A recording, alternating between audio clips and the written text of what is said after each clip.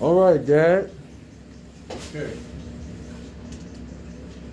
This is my father, Fred Landers, the best dad in the world. We're gonna randomly talk about this random jazz talk today. So the first thing I'm gonna ask, Dad, when did you get started? Like what age? Into jazz, I had been listening to jazz in the early 60s, but I really got channeled into it when my brother Richard made a stereo and they started listening to jazz. That's what really caught me on in early 1965. Wow. I was at East Tech High School and all my friends wasn't into jazz. They was into Motown and stuff like that. But I was into Motown too, but jazz had really caught my ear because it was serious music. So you stood out then, of course. You know, Sure, being that, yeah. especially that young. Yeah. You know, around your sort of peers. yeah. Right. Right. When they used to have us, different people used to, end of the semester, we should bring our records because somebody had a record player in school. That's the old vinyls and stuff. Well, everybody bought their Motown and Otis Redding and stuff like that, those records. I bought my jazz records, Horace Silver, Coltrane, Cannonball Adderley, Jimmy Smith, Wes Montgomery. And people would laugh at me, and I knew it didn't bother me because I knew they knew nothing about music. So most of them hadn't had a music lesson in their life. So, but some of my teachers and janitors, they said, "Man, you're into some serious stuff, you know." And that's who I listened to.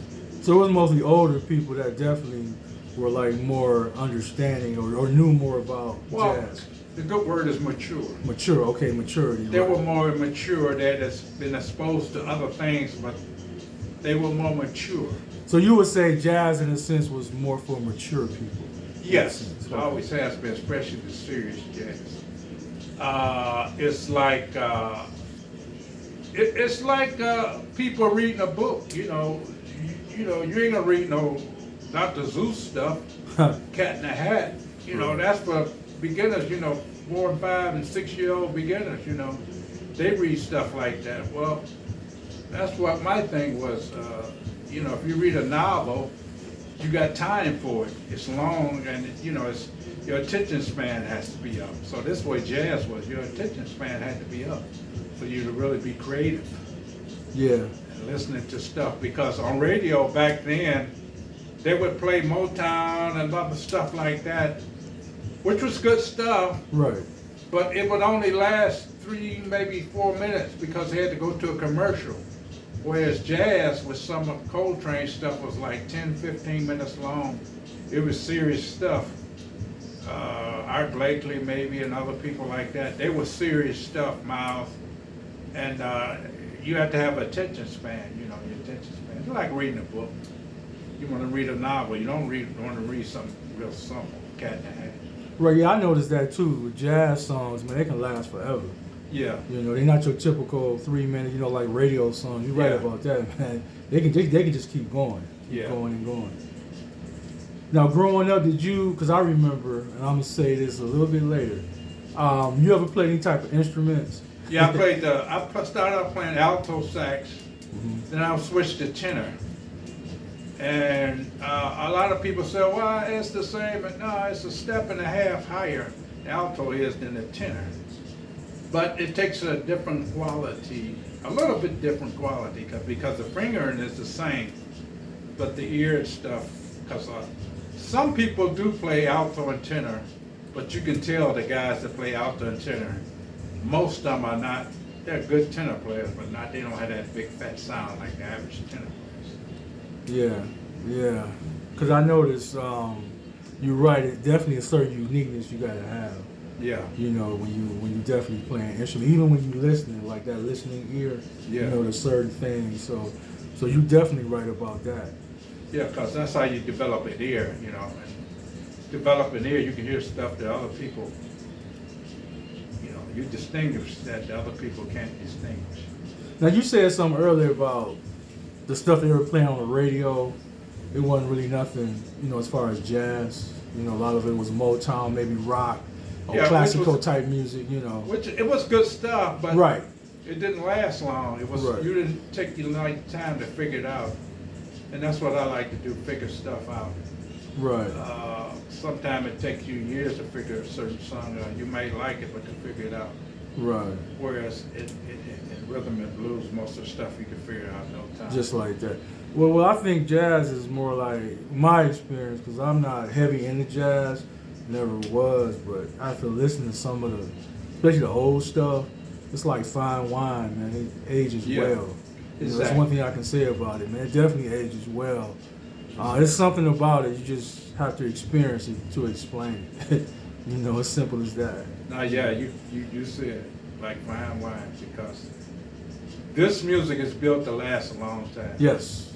It's Yes. not built to last, Right. 6 months. This is built to last 60 years. It's not a fad. It's not a style that's gonna go out. Yeah. You know, it's something that you're right. Exactly. It's timeless. Yeah. You know, it's timeless to say the least. Would you say like during that time? You said '65. That was doing like the civil rights era. You know, Yeah. all that. Yeah. Yeah. Yeah. Yeah, and a lot of songs were civil rights connected, especially Max Roach, Abby Oh. Lincoln. Yeah, I was gonna say that because she has that one album and it has that famous cover. Now on that cover, they're sitting at like a diner somewhere. Yeah, that counter. Yeah. Is that Martin Luther King in the background? I don't know if that's him. It kind of like him a little bit. I always wondered It might about be that. him. It might. I gotta look at it. Yeah, I gotta look at it again too. But that was very symbolic, man. If you look at that, Yeah. that meant something, especially back then. Even now, when you look at it, you're like, wow, That's That was- That's the. freedom. Is it Freedom Not Sweet or the other one? But anyway, her and Max Roach got blackballed for years, and they had to create their own label. Because they got blackballed from some of the top labels because people didn't want them to protest Right, music back then. right. Eventually, I think they created their own label. In fact, Max Roach at one time had his own jazz festival. It wasn't as big as Newport, but they would compete against Newport. Wow. Yeah, I remember that cover, man. That was a very powerful image, man. That cover, Exactly. you know, definitely was powerful. And I do like that song, Freedom Day. Yeah, You know, I like that. yeah. You know, that's a nice piece, man. That's a real nice speech. Yup, it definitely is. Cause me growing up, I remember it was funny because when you played your jazz albums, man, it was like concert loud. I mean, Yeah. the whole house, man. Yeah. It's like you at a concert, man, and you be shaking your head, listening to your music. You ain't want to get disturbed. Yeah. And you know, as a kid, you ain't really trying to hear that type of music, No, because right? But you learn, like, music is like feelings. It affects your feelings in the sense that this song you might be up for, you know, just like any other type of music. yeah, Some songs are more in the blue range, you know, when you're feeling a little down. yeah, And then some songs you just feel good. And I always remember, even though I wouldn't play it as a 4 or 5-year-old, of course you wouldn't want to play nothing like that, but some of that stuff was nice though, because it just put you in a certain mood. And even as a child, you ain't mind hearing it in that sense because you're like, okay, this doesn't sound bad. And I remember hearing that all the time growing up, man. It was, well, back then and now, there's different kind of jazz. right. Some of that, how should I say it? Some of that stuff then, it's like beginner's jazz. Mm-hmm. And I still left to some because the arrangements and stuff are still very good. But for instance, back then, they had what they call crossover. And Donald Byrd, Cannonball Adderley, Jimmy Smith, Wes Montgomery. At that time, they would cross over. They try to get a larger audience. They would play. It's like having a drink, maybe bourbon or something. Mixed it. Yeah, and then you pour water in it, Right. put it a taste so it won't be acceptable. Right. You pour more water in it, acceptable. Finally, somebody catches it. But I would always start off with stuff like that, which was kind of like easy listening. It was a catch. But then I would always progress. I want to learn more. I want to learn different types of jazz. And some of it I didn't catch on to it, but I know other ones I did catch on to it. Say for instance, Thelonious Monk, I never like his playing. Love his writing, but like his playing, I just for 50-something years I can't get his playing. But that don't deter me because there's other people like Abby Lincoln. At first I couldn't get into her, but she has a different rhythm. Right. She don't start off on the beat, she plays off the beat. Yeah, I remember her, listening to her. Well, you would play it when you was living in Cleveland Heights. That was when I was in like 3rd grade, I remember. Because you start playing her more. Yeah, that was the album, People in Me album. Right. I liked her, but I didn't really grab her to that album. And the guy was telling me, he said, listen to this album, Robert Boyd, who was sightless. Mm-hmm. He said, man, listen to this album. So I listened to it, I said, I can't, because she don't play on the beat, she plays off, sing off the beat. Which ain't nothing wrong with it, I just can't get it. He said, well, listen to it. I kept listening to it. I still didn't get it till I heard her live at John Carroll University, because we brought her in and we heard her live. And that was one of the greatest concerts, man. Tears come out my eyes. I said, Really? I know what she's doing now. Wow. Then I got that album, I played that, I said, I know. And then he was saying how that saxophone player was David Liebman. They recorded that in Tokyo. Hey, that was one of the great. I said, I know what she's doing now. I can feel it now. I can feel it. And if you can't feel it, then It ain't in you. it ain't in You know what? Yeah, because like I said, I remember 3rd grade.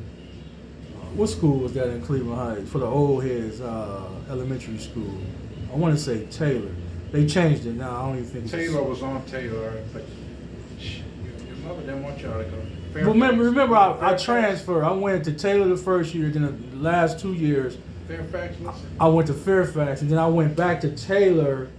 I think that was might have been my 4th grade year, but I only spent a half a school year, remember, because we moved. Yeah, you moved. So I think I was at Taylor. But anyway, I remember that whole year, especially because we moved, I think, January that year. Yeah, Super Bowl. Right, Super Bowl. But before that, I remember, like, even in September, man, before we moved, you played a lot of Abby Lincoln, man. Yeah, I got into that album. You played a lot, man. Like, I remember the final days living in Cleveland Heights, man. It was basically all Abby Lincoln. You played the heck out of that, man. Yeah, because I discovered the whole album. Yeah. On that time, albums had one side and 2 sides. Right. And that one side I fell in love. Then the next side, it was nice too. To appreciate jazz, you gotta have time. Right, patience. If you ain't got time, it's like a full course dinner. I don't want to eat at McDonald's and then run. Right. I want a full course dinner where I can talk to my family. We have, hors d'oeuvres or something to start off with, some rolls or something. Then you're gonna, and that takes time. Right, exactly. It does. It took me years to appreciate, some of the pieces by the jazz artists, especially the old heads, man. Cause like I said, I remember growing up, man, and this is probably gonna tickle you. Remember you had that saxophone? You used to have me play it. I didn't know that. Yeah, you don't remember that? You had that second. Matter of fact, you had that black case. They had a black case. You had that saxophone. You would be playing it, and then you would try to have me playing. I thought that was funny, man. Oh, okay. Yeah, matter of fact, it was like if I'm not mistaken, wasn't it like a bronze color? Like a gold is like a bronze. I'll never forget that. You used to have me playing. Yeah. And you used to be playing it yourself too. Yeah, that was back in the day. Playing the saxophone, trying to play the saxophone. Yeah, that was some funny, interesting moments. But going forward, though, we gonna talk about the one jazz musician. He died real young. Who was that? Very, very creative. Is it Rashawn Roland Kirk? Yeah, he didn't die that young. He was in his 40s, but you know, 40s or 50s. Well, yeah, I think he was. No, actually, he was because he was born in. I think he was like 44. I think when he died. He was born in 38. Around the same time my brother. Around 36 or 34. And he died right after that album, with the Yeah, three. he died in the, Roland Kirk died in the 70s, around 75, 76. After he did that Three Sides of a Dream, Three Pieces of a Dream. Yeah. Right. But yeah, he very creative guy. Very creative. And if people who's watching or anybody out there, if you ever listen to that album, and the album cover is one of the most unique album covers I've ever seen. Yeah. Where he got a guy head and it's full of saxophones all twisted up. You can't see the face, but there's a bunch of saxophone all twisted up in his head and his face. It's very, very creative. I will never forget that. That was a hell of an album. Probably one of the best jazz albums I heard personally. Me too. It's in the top, well, maybe the top 20 It's albums. It's very creative. yes. Roland Kirk was way ahead of his time. Yes. He would play three songs, three horns at one time. Yes. And playing them, not just blowing air through them. Then he would play two horns at one time. Nobody could do that. And he would play two horns at one time, two songs at one time with two horns, without hesitating. He was something else. I don't know whether he discovered it, but he was very prolific in that circulatory breathing where he could hold his breath for a long time. Trained yourself on that. Yeah. That takes skills, people. Oh yeah. Yeah, that's something that very few musicians can do. You know, he was from Columbus, but he got his start here in Cleveland. Oh, okay. I didn't know that. Okay. Oh yeah, he was fun. In fact, he stole one of my brother's gigs in Pittsburgh. Really? Uh-oh. Yeah. Roland Kirk was something else. He played all the saxophones. He played flute. And he could play flute and nose flute at the same time. Nose flute, wow. I'm talking about the regular flute and the nose flute at the same time. At the same time. And then talk in between. Oh, man. He's a very talented brother. Oh, he was way ahead of his time. Way Wow. ahead. Now, talking about now, we're going to go to John Coltrane. And for people who don't understand, that was a big, my father really had a lot of respect for John Coltrane. A matter of fact, as an artist, I'm a jazz musician, he named my brother had his middle name. I'm correct, Dad? Yes. And what was funny, because my brother's name is John, so the middle name is Coltrane. But my aunties, especially on my father's side, aunties and uncles, they would call him Coltrane. Yeah. But the siblings, me and my siblings, I don't know how the name Little Train came up, but it did. We called him Little Train. Everybody else called him Coltrane. I don't know where Little Train came from, but we was calling him Little Train, but my uncles and aunties was calling him Coltrane. Yeah. Yeah, that was something. Coltrane probably inspired, especially when he was living, probably inspired more musicians. Yes. Jazz and rock and roll. Well, music, period. He had an influence. Because his dedication, Mm-hmm. he would practice for hours till he just passed out from his exhaustion. And you can tell he scared a lot of people more than he influenced, probably, because people didn't know, they didn't figure somebody was supposed to be that great. So they were intimidated by him. Yeah, a lot of musicians quit playing. They said, how could somebody be that great? You know, because I talked to a lot of musicians, Dewey Redman, all them guys. They said, man, Dewey Redman, because Dewey Redman was a bad dude back then. He was playing out, but he used to follow trains. He said, man, he asked trains, how you get certain sound? How you get? He said, just practice, and you'll get it. Practice. So I didn't get it. I had heard Coltrane before, but I didn't catch on to Coltrane until after he passed. I heard some of the stories, because I was just getting into playing saxophone, and I heard some of the stories about him. I said, man, this guy, that's who I want to be. So I used to practice when I used to play. And I've been playing about a year, so when I got in the school band, I used to practice. Take the stuff home and practice. Train did it. Then I used to go to my brother's rehearsal. I used to practice. Used to them guys, try to practice, kind of hit it. And I used to get the information. A lot of that stuff I didn't catch right away, but years later I caught on to a lot of that stuff my brother and them was talking about. Playing in tune and all that stuff, having a keen ear. And then when I started playing in bands, once rehearsal started, because they would say, well, we gonna learn a certain tune, so I would take that tune home on the record player and practice. Even in certain keys, I'd change the keys and practice in that key, so I'd be ready for it. Even in school, I used to cut classes. And my school teacher, he would hear me in the practice room, because he would take a break, he would hear me, Fred, that's a G flat on, Fred, that's staccato, that's not a slur in that. He would tell me certain things, technical things. Okay, and he would always say, man, you practice a lot, one thing about you practice, if you keep that up, you'll be something. Wow, man, that's something, man. So I would always, that's one thing about me, when it comes to rehearsal, we wouldn't have to go over a certain tune with me. I know it already. You was ahead of it. Yeah, I knew it. Wow. I used to practice until I got that stuff right. Right. Be frustrated sometimes, but you kept going. Kept going. Yeah, John Coltrane definitely was that, and that's what a lot of successful people, who keep pushing hard and practice, and when they really got their craft and they practice it, man, you really get rewarded at the end.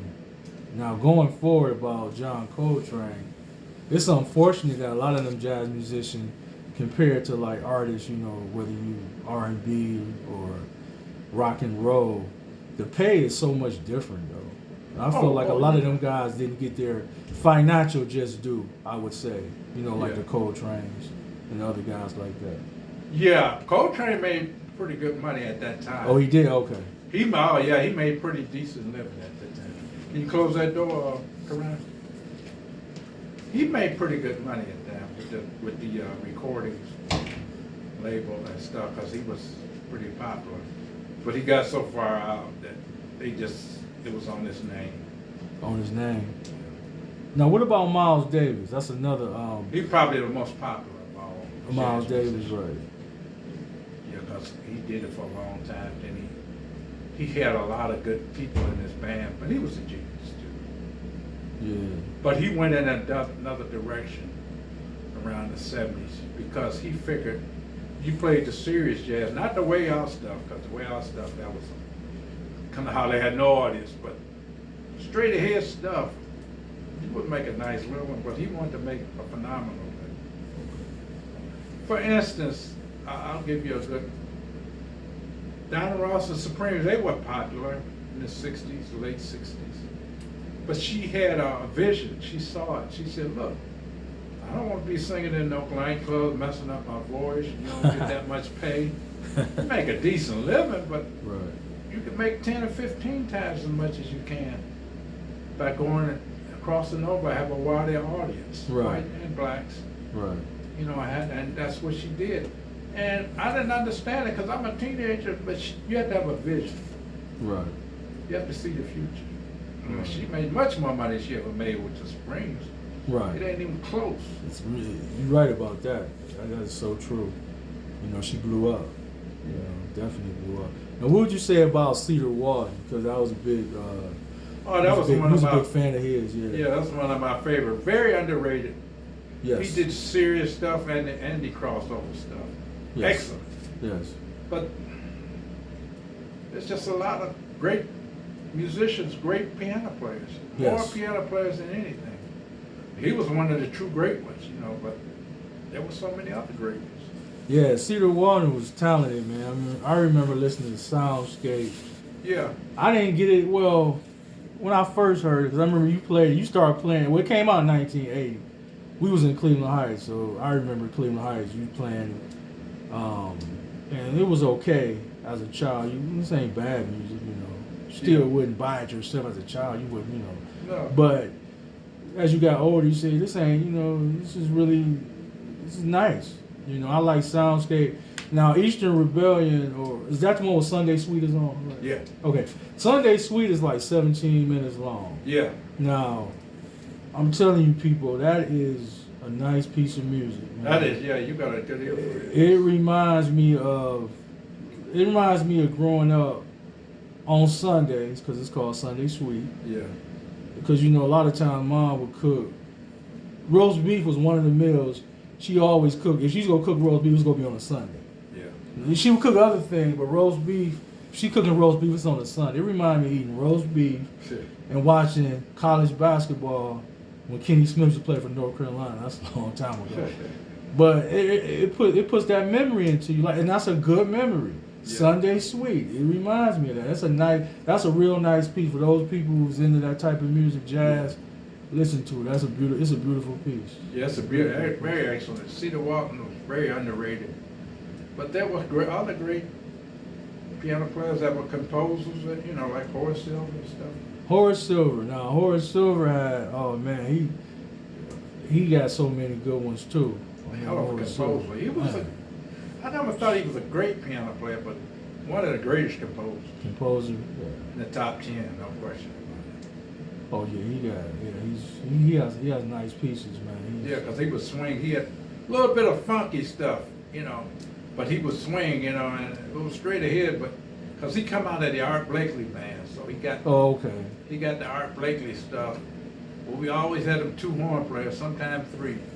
He would always had him two horn players. He would write stuff with him. He was unique though. You can tell Horace Silver. A lot of his writing, the horn players would play the heads in them tones, and he would play the heads with him on the piano, which was very different. I guess he wanted a third or fourth. You got that nice piece came out in the '60s. What was that? Serenade to a Soul Sister. Sister, yeah. You talk about classic. Yeah, that's. Oh, man. You got a good ear for it, yeah. That is classic, man. Yeah, that's classic. That's classic. That's timeless, man. Oh, Yeah. man. On that album, he using he had a different group in the early '60s. He had a Stanley Turrentine, which was known, but he did that album with him, and I think he had Charles Tolliver on trumpet. The other side, he had the new group, which he had Benny Malvin, who was crazy. They sounded just like Joe Henderson. And that's who was with Horace Silver earlier. But that's one of my heroes too. Yeah, you And he had the played. new band. You played a lot of Horace Silver. You played a lot Yeah. of everybody, like I say, John Coltrane, Yeah. Freddie Hubbard, Freddie Hubbard. And the Crusaders. Crusaders, another great group. I remember that album. They got that one album. I think it's the Crusaders where they standing tall, they like giants on that yeah, one album cover. Is that the Crusaders? Yeah, that's the Crusaders. Okay. What's that called? Yeah. That's the name of that head tone. Like Heroes. I was always intrigued by that album cover as a child, looking at that, man. I thought that was so cool. I gotta put something in that fire. Oh, that fireplace. It's Yeah. going up. Nah, it kind of stopped a little bit. Let me see. Yeah, it's still lit. Got a flame? Yep, definitely got a flame. So Okay, then. Yeah. Freddie Hubbard, Red Clay. Yeah, you remember that? Yeah. Oh yeah, I remember that, man. I remember that in the '70s. That is a funky tone. It is. But then Joe Henderson is playing way out, but he comes back in. Comes back in. Yeah, that's a nice tune, man. Yeah, that's nice. That's one of my favorites. And it definitely has that.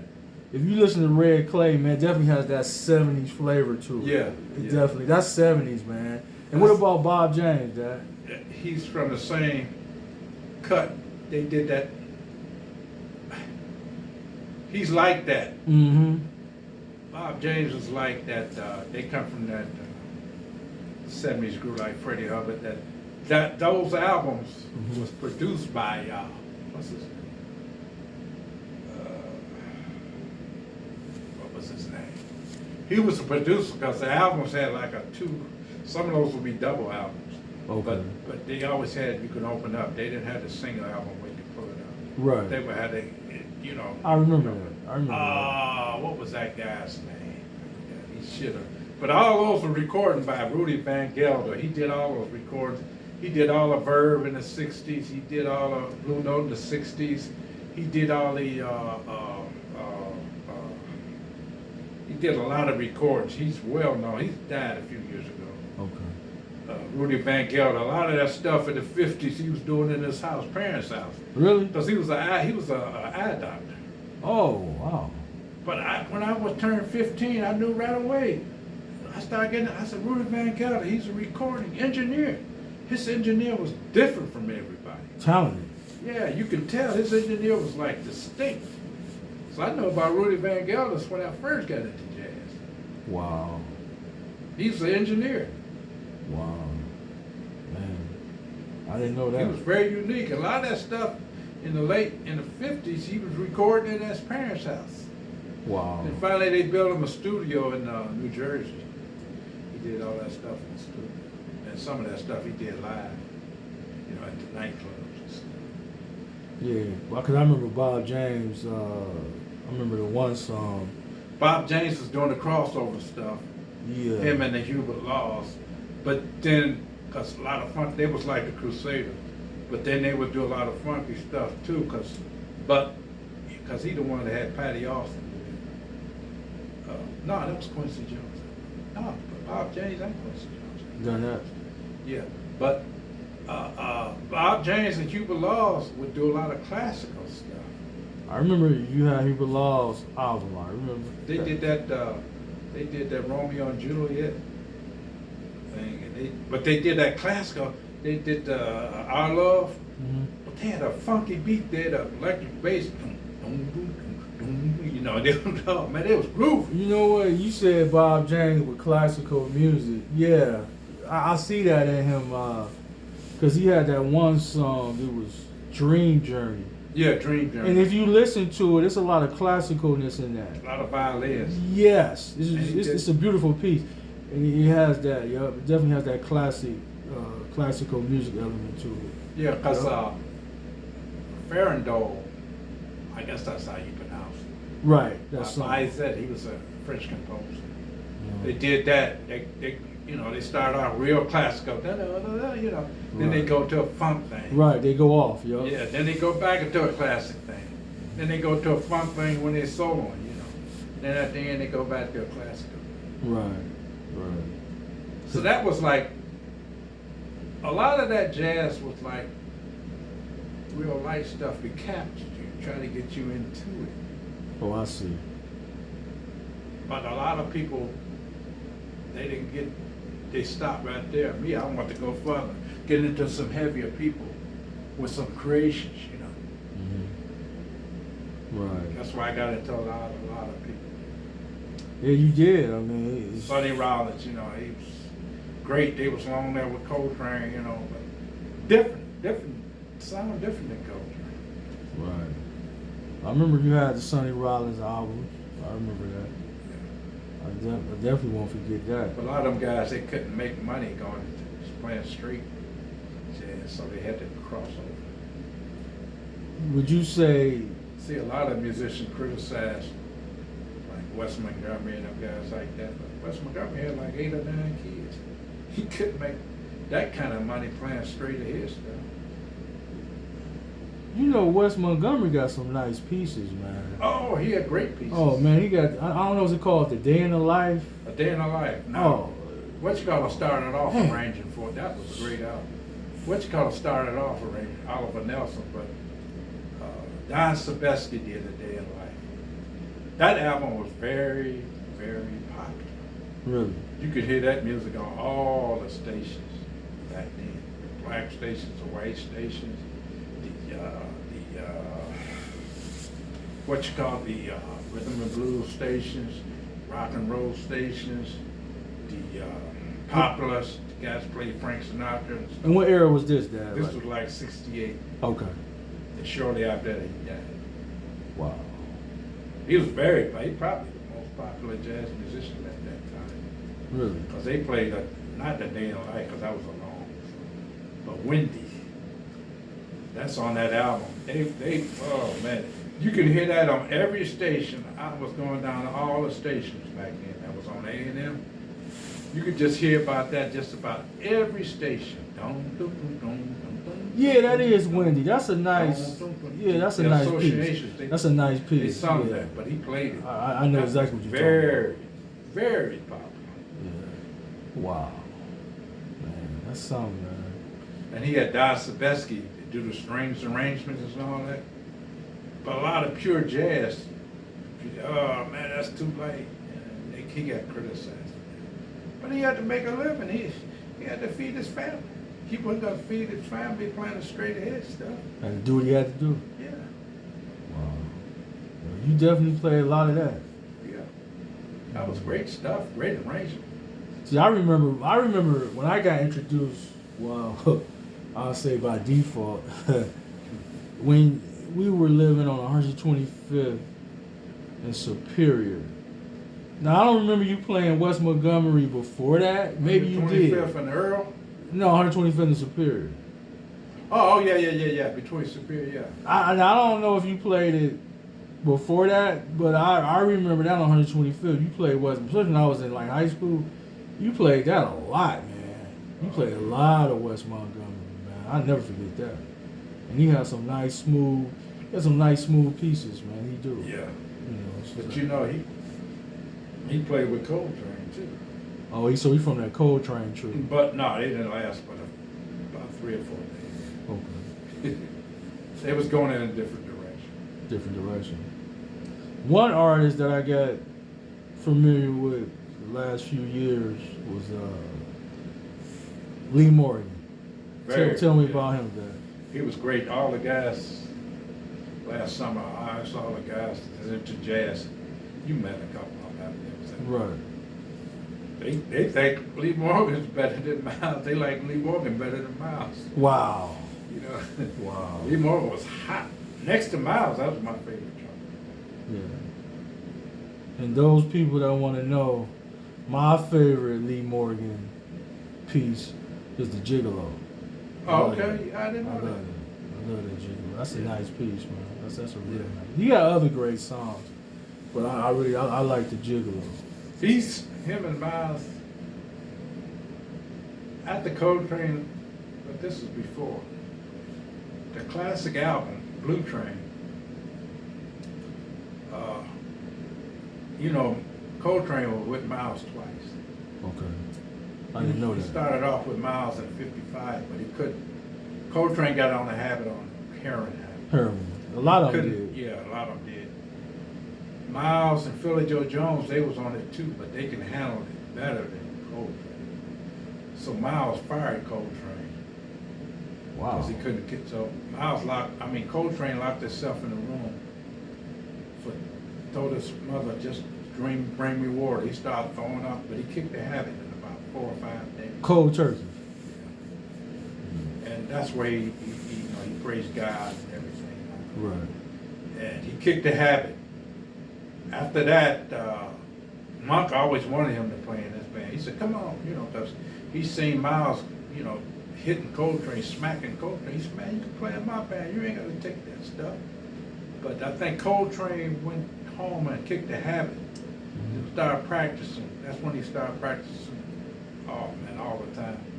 And he plays the best thing he did with Monk. Because Monk would challenge it. Monk music is hard. Because he leave a lot of space in his music. And then Coltrane would fill that space in with all that stuff, And that was a perfect fit with him. But even Monk taught Coltrane something about the horn too. Monk ain't no horn player. I think she showed Coltrane how to play 2 notes at one time. I think. Really? I gotta look in the book here. Wow. But yeah, then he went. Miles would go back and hear them at the Fast Spot, which was a nightclub. And Miles would go here and say, Miles would say, hey, you ready to come back and play with me? He said, yeah. So he came back and played with Miles. But funny thing about that, Cannonball Adderley was with Miles already. Cannonball Adderley was kicking some behind. But he couldn't. On that classic album, they did Milestone. If you know anything about jazz, they was like trading fours. They would solo for 4 bars, and then the other guy was solo for 4 bars. This guy was solo for 4 bars, come back. Well, they was, competing against each other. Cannonball's playing his behind off, but he ain't, he can't compete with Coach. Couldn't compete. Coach Troy was playing some stuff, man. Woo! It's so fast. I mean, he wasn't struggling with them notes at all.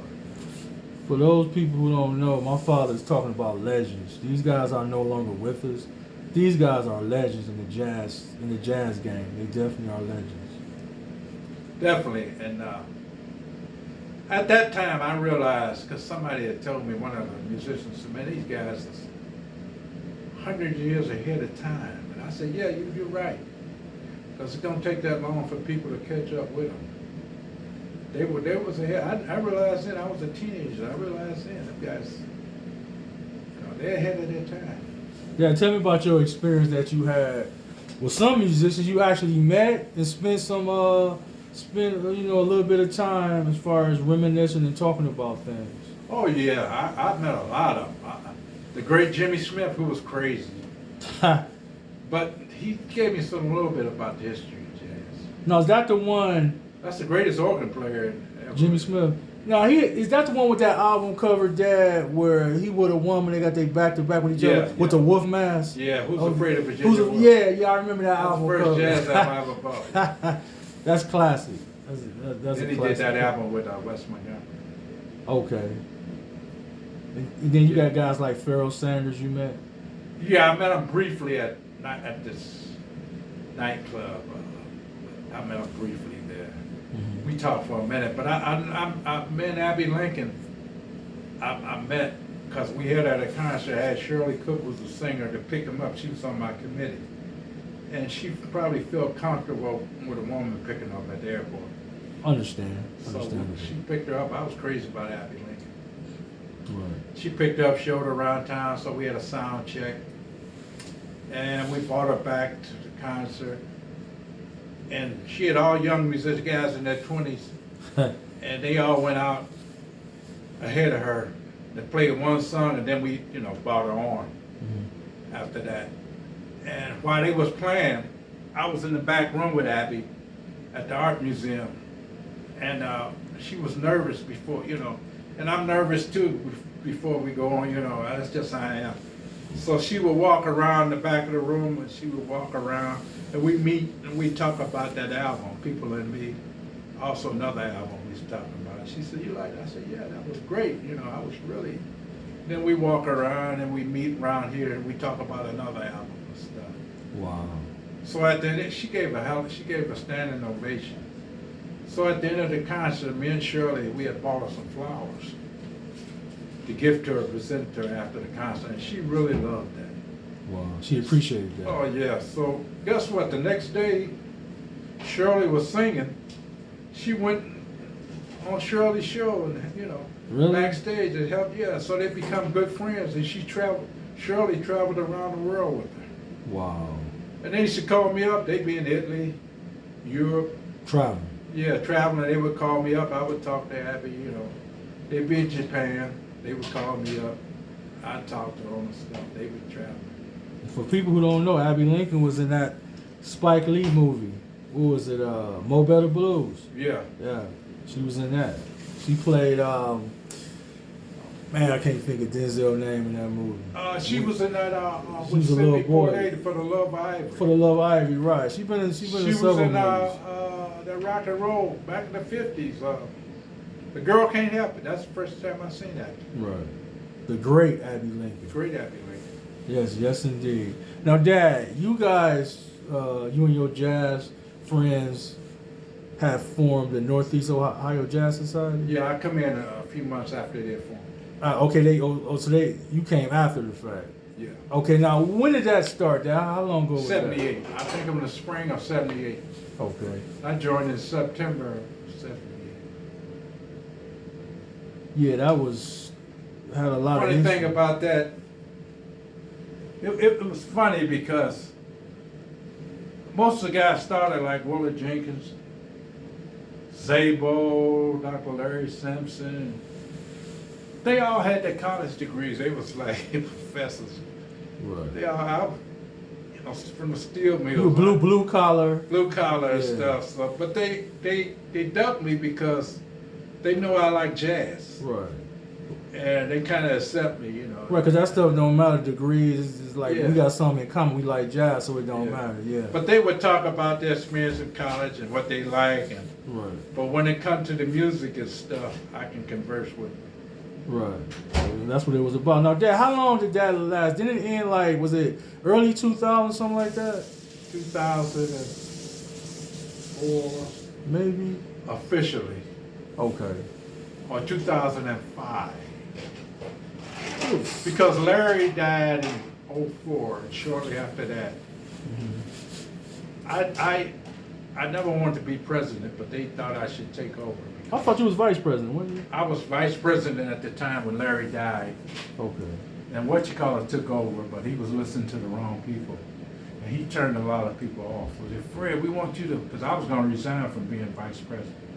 No, Fred, they said, don't resign. We want you to take over and be president. I said, I don't know. We'll help you. We'll help you and stuff. I said, well, if y'all want me to be, but just temporarily president. And we had financial problems.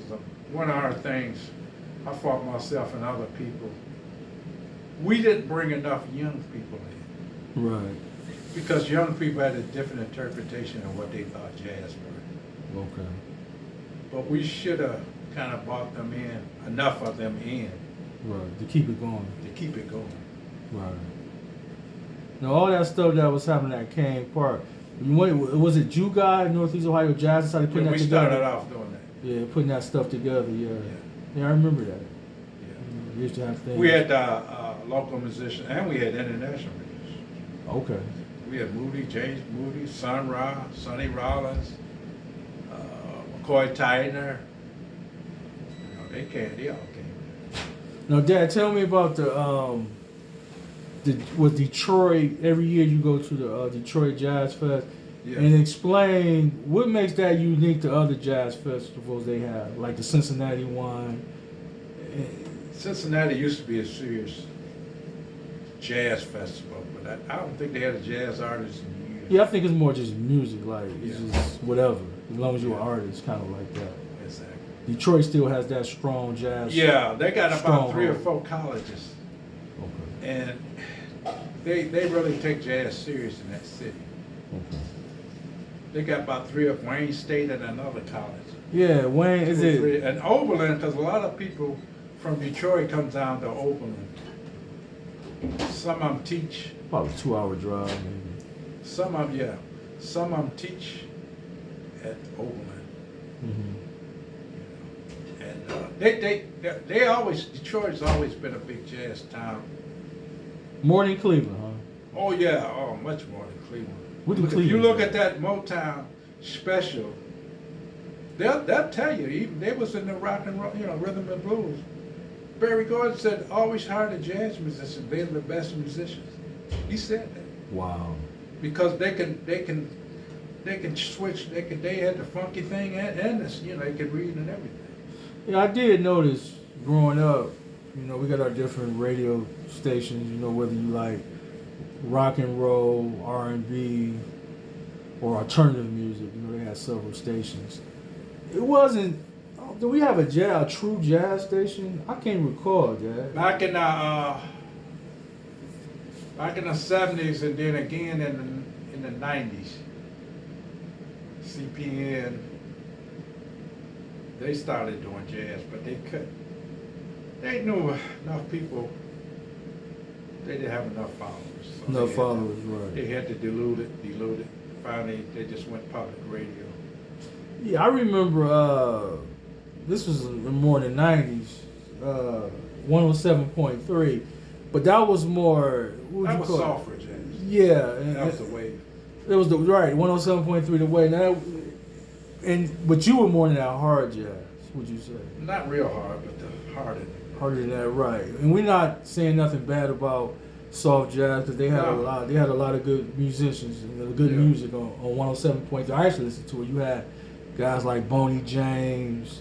They could play. They were all right, but Yeah, It's like I told you, it's like reading a Dr. Seuss book. I'm far advanced in that, you know. Yeah, you more advanced than I that. don't want to hear no Cat in the Hat. I want to hear the novel. No. Well, I like Ronnie Jordan, the late Ronnie Jordan. He had a classic piece on there. If those who listened to the Wave back in the day, Yeah. that After Hours, man, that was a hell of a piece. Mhm. You know, that was a hell of a piece. But yeah, we definitely would call that. That's more of a softer jazz, definitely. You know, or smooth jazz. Sometimes they call it that. Yeah. They call it smooth. It's like taking your family out to McDonald's or Burger King. It's popular, but is it good stuff?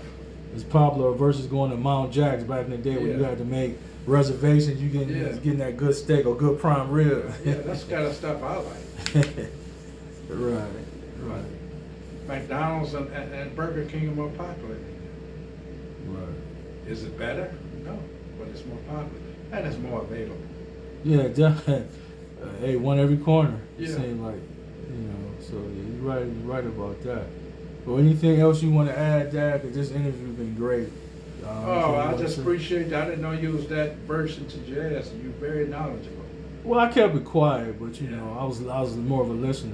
You Yeah. know, but yeah, You're very knowledgeable. I don't know everything about jazz. I'm still learning. I can't. That's the tell. beauty. That's the beautiful part about it. I can't tell. 'Cause next to Bill Cosby, I thought you could probably, you and Bill Cosby, I would have a great conversation. We'd have a when it great comes to jazz. conversation. When it comes to jazz, because he know a lot. You know that. Yeah, You know. he hung with those guys. Coltrane. He was on stage with them. Yeah. Oh yeah. And one of the best things that ever happened to me, a great guitar player. He teaches mostly now. Everybody know he's from Detroit. Kenny Burrell. Kenny Burrell. He's widely known, man, all around the world. He was up there with Wes. Really? Widely, oh yeah, he widely known. I had to pick him up from the airport. We started talking about jazz. He said, "What you do? You teach jazz?" I said, "No." I said, "No, man, I don't teach." You know. But you knew a lot. He knew that too. Yeah, and then the guys like, I met Ahmad Jamal, one of the greatest piano players ever lived. Him and I talked about the history of jazz. Him and the still living, the drummer,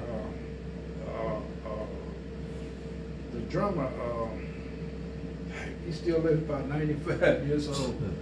Oh man. Can't think of the drummer. Roy Haynes. Roy Haynes. We had a concert at Severance Hall. And we're in the lobby. Before he went on, we're in the lobby. He was talking about, because he played with all. He played with Coltrane, Charlie Parker, Dizzy Gillespie, Stan Getz. He played with all of them. He was talking about all. He was telling me all that stories about all the guys. Wow. So yeah, that stuff about Coltrane that's the truth. He would practice till he fell out. That shows you how Heath dedicated brothers, you were. yeah, they studied with Coltrane. We had them, Jimmy Heath and Percy Heath.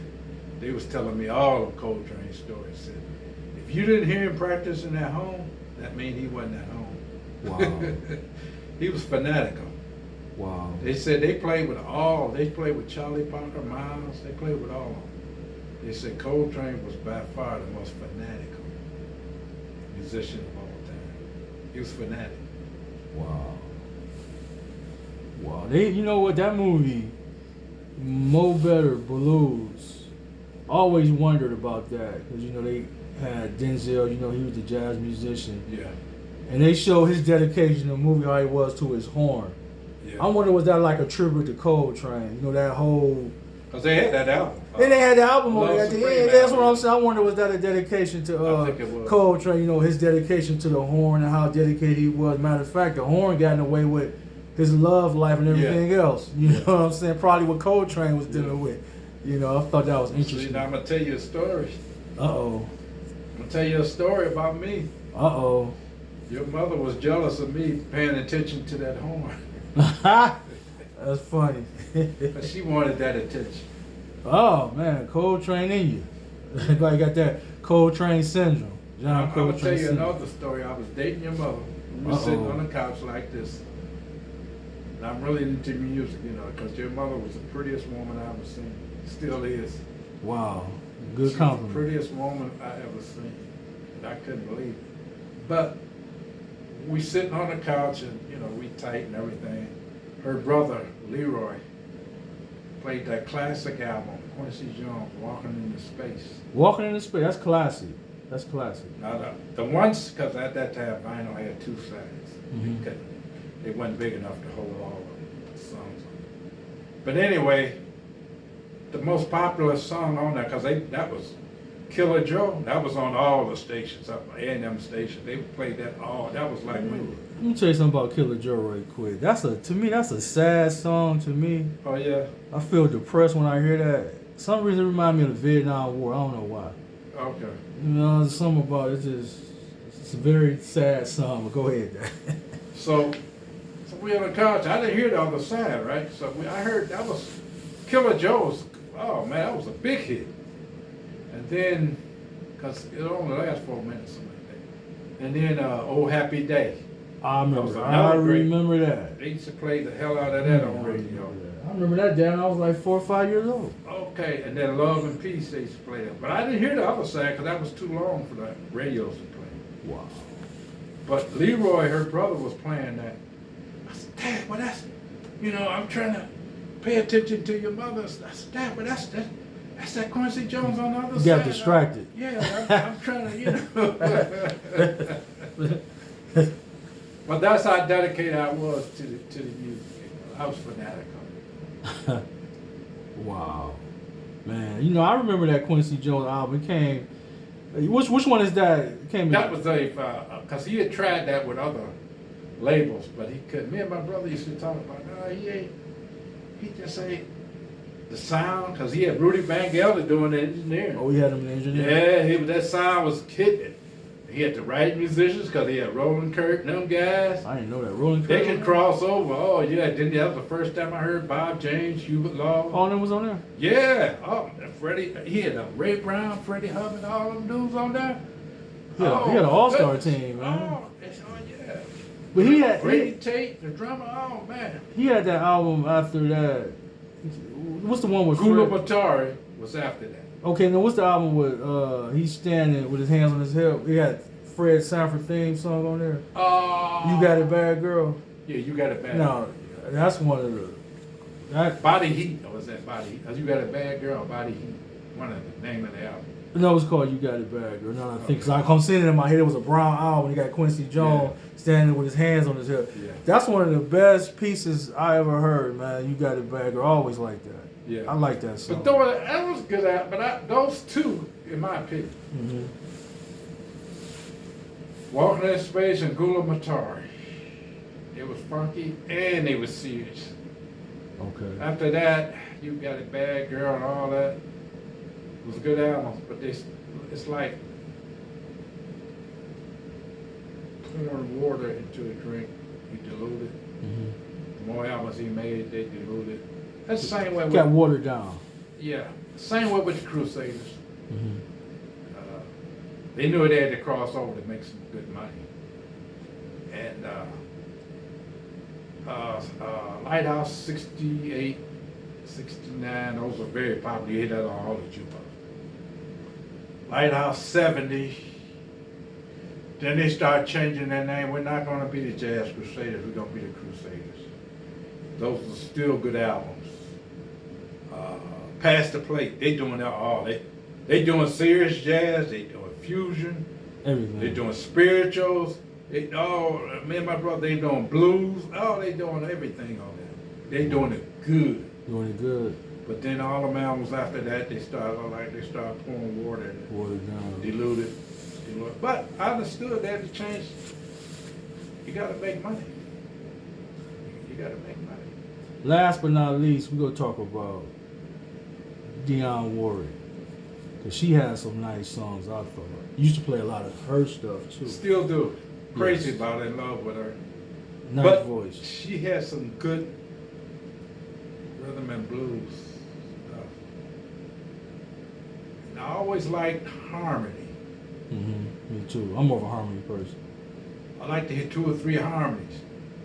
A lot of that song, because we heard her live, I heard her live many times at Leo Casino. Front Row first come out there. Me and your mother went to see her. she would always have them background singers, which was her aunt, Whitney Houston mother. Didn't know that. Yes. I did not know that. Her mother, Dionne Warwick's sister. Because they were very popular in the gospel. The drinker singers, back in the 50s and 60s, they was very popular in the gospel. I didn't know that. Wow. So she would use them on her recordings and she would, I would always like that harmony. Ooh, you know, I like to hear that. You know, I like to hear that harmony. Even chords. That's why I like chords. I like harmony. And that was one of the reasons I'm crazy about Dionne. You know, Dionne Ward, the two songs I like the most, used to play them, but the one I surprised, because I ain't hear that until like in 2000. And the album is like, 40, 50 years old already. But again, we talking about jazz, people, and jazz is timeless. So it don't matter if it was from the 60s or the 50s, that music is timeless. It's like you just heard it yesterday, like it just came out. Now, she got the two songs, it's called The Last One to Be Loved. Yeah, you recorded it. I love that song. That's on that, what is that album? Make Way for Dionne Warwick. It's hard to get that. It took me a while to get that, just to find that, man. Funny thing about that, I was in September of '64. I liked Dionne Warwick, but I wasn't crazy about it. Took time. I liked her. Right. So my brother Brian gave me some money, for doing a job or something, like $5. So I said, I'm crazy about music. I'm gonna go and because we had a record shop. I'm going to Marvin record shop and get me an album. I'm looking around. I'm not crazy about it. No, I am, man. My mind made up. And they had Make Way for Dionne Warwick. She seemed like she was staring at me over there. I kept looking. What's wrong with staring? It's an album. Well, give me that album, because I like House Is Not a Home. I wasn't crazy about it. I played that album. I played it over and over again. That called me. He called you. I like Wishing and Hoping and This Empty Place. I like those two tunes. Don't Make Me Over. That wasn't on there. That was before that album. That album, House Is Not a Home. Oh my goodness. So I said, I'm crazy about Dionne Warwick. I ain't gonna do nothing but buy all the albums. I had these part-time jobs. I would get some money, buy all the albums. Wow. So I went to see her early '65. But it was like a matinee, so I didn't get a chance to meet her. It was for kids, matinee. At Leo's Casino. Then in '66, I started making some little bit of money. I started working at Oakwood Country Club. So I'm going to see her. She at Leo's Casino at night, They put that reef around you. They knew you was too young to drink. I didn't care. So, so I go see her. Still hadn't met her. So in '67, spring of '67, making some pretty good money. I'm going to see Dionne Warwick. Them guys is teasing me. Guys on my job. He said, "You going by yourself?" Yeah, I'm going by myself. I don't care, Went by myself, see Dionne Warwick. Yeah, I went like 4 nights in a row. Wow, that's dedication. So the last night I had all my albums, I had my shades on and stuff. I'm young and stuff. I'm standing in line to meet her because this is after the show. So I got to her. She said, "Who is you?" So I had my glasses on. She started laughing. So I went to the sign desk. They had a disc jockey. He said, "Man, you got all them albums?" Yeah, so she signed them all, She did? Yeah. Oh, man, so you was kind of nervous, Yeah. but she made you more comfortable. Yeah. Oh, yeah, that's a good thing. Man, bless her heart. Yeah, that's a good thing, man. Wow. Well, I like Burt Bacharach writing for her. And I was still crazy about it, but I really, in '67, she stretched out and did that album on stage and in the movies, which wasn't rhythm and blues. That's what she did, that One Hand, One Heart. That's the second song I like that. And I like that one. So Wonderful. Mm-hmm. And I'm going with this woman in, and I played that. She said, "What is that stuff? That ain't rhythm and blues." I said, "Yeah, it ain't, but But it's good music, just whatever. popular stuff." Yeah. I'm into Aretha. I said, "Yeah, I like Aretha Franklin stuff either, but here's something to change on." Wow. Now, before we end this, we're going to talk about the blind guy, Ray Charles. Oh. Porgy and Bess. Used to play that, man. I was 4 or 5 years old. Used to play that one song. I remember that stay in my head. You played this album, but I'm just saying one song always played in my head. It's not a bad song. I kind of like it. Ain't necessarily so. Yeah, that's what's got me hooked on. That's a nice piece. Oh, and what's that song that we got about the buzzard? The Buzzard song. That used to kind of, was kind of eerie. Sad, yeah. It was kind of eerie when I was little, like hearing that. Watch out, that's a buzzard. You know what I'm saying? Because you gotta listen to the play. Right. That's an opera. Opera. Okay. People don't realize that's an opera. Okay. Because when what's called Gershwin wrote it, people would sing it. They wouldn't talk. They would sing They it. would sing it. Right. That's what. There wasn't no opera do. talking. They would sing it. Right.